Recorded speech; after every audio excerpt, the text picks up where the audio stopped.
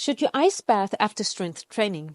There is a claim going around right now that cold plunges after strength training reduce your muscle growth by 66%. You've probably seen it. It's quite dramatic and it's attention grabbing for sure. And I think it's everywhere on social media. But is it true? As with most things in science and physiology, the answer is not so simple and it's definitely not binary. Let's unpack what the science actually says about ice bath and muscle growth, and more importantly, how to use cold exposure the right way depending on your goals. First, let's start with the 66% number. Where does it come from? So the truth is, it doesn't come from any peer-reviewed paper. It seems to be a simplified or perhaps exaggerated interpretation of much more nuanced study from 2015 published in the Journal of Physiology. This was a high-quality 12-week longitudinal study by Roberts and colleagues. They wanted to know if you do cold water immersion right after resistance training, does it change your results in muscle growth? They invited a group of healthy young men and had them do progressive strength training over a 12-week period. Half of them did cold water immersion, 10 minutes at 10 degrees Celsius, right after each workout. So the other half did active recovery like light cycling. And what they found was actually quite consistent. The cold water group saw a smaller increase in muscle mass and less strength gain. They also showed significantly less activation of satellite cells, which are essential for repairing and growing muscle tissue. And there was a reduced activation of anabolic signaling pathways, especially the mTOR, which is one of the key regulators of muscle protein synthesis. So while the study doesn't say 66% less growth, it does show that cold water immersion immediately after strength training can blunt the body's natural adaptive response to that training. So let's pause with that because that's actually very important. So when you lift weights or you do resistance training, you are creating tiny amounts of controlled muscle damage. That damage is actually what triggers growth. Your body responds by sending inflammatory signals, recruiting satellite cells and activating pathways like mTOR to rebuild your muscles stronger and thicker. So this process, often very uncomfortable, is not something we want to suppress completely, especially if our goal is hypertrophy or muscle adaptation. And that's exactly what cold water immersion does. It reduces the inflammation, slows the blood flow, it cools the tissue, and especially tells the body we are not in damage mode anymore. So in a way, doing an ice bath right after lifting is like silencing the very signal that tells your body to adapt and grow. But this is key. So that doesn't mean that cold plunges are bad. It's not about good or bad here. This is where the purpose comes into conversation.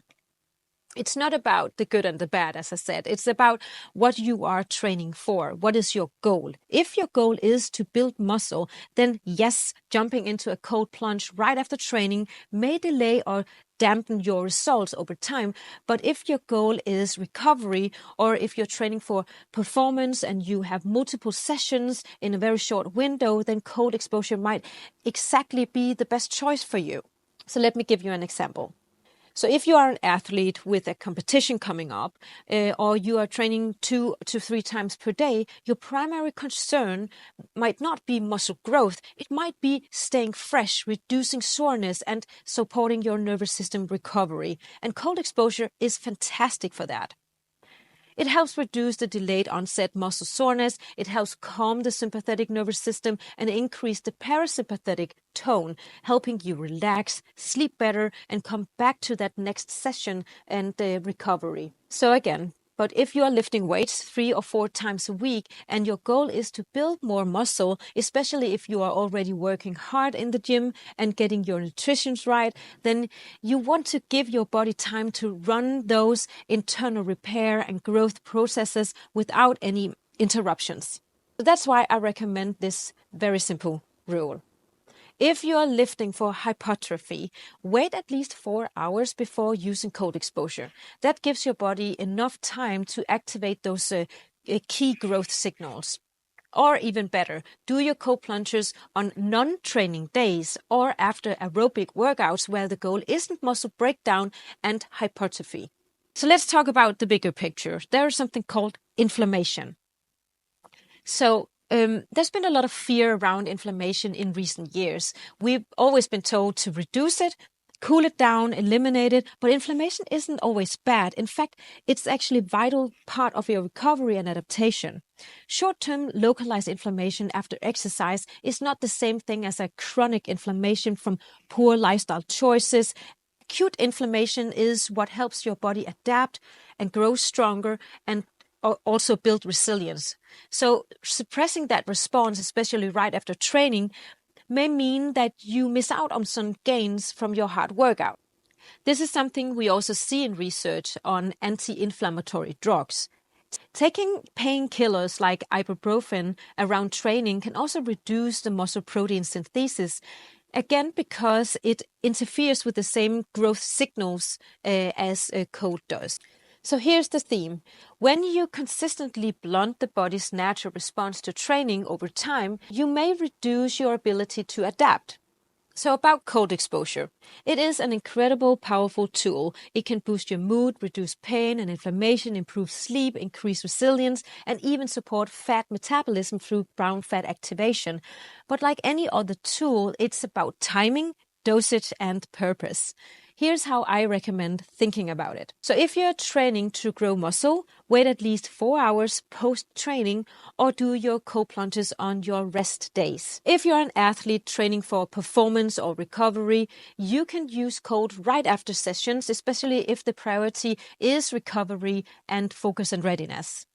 If you're not sure what your goal is, well, then start by getting that clear. The body responds very differently depending on what signal you give it. Cold exposure is a recovery signal, not a growth signal. But remember, if cold exposure helps you feel better, sleep better, train more consistently, that has value. Just be aware of how it fits into your training program, especially if you're training to build muscle mass. So I guess the next question is cold exposure bad for muscle growth?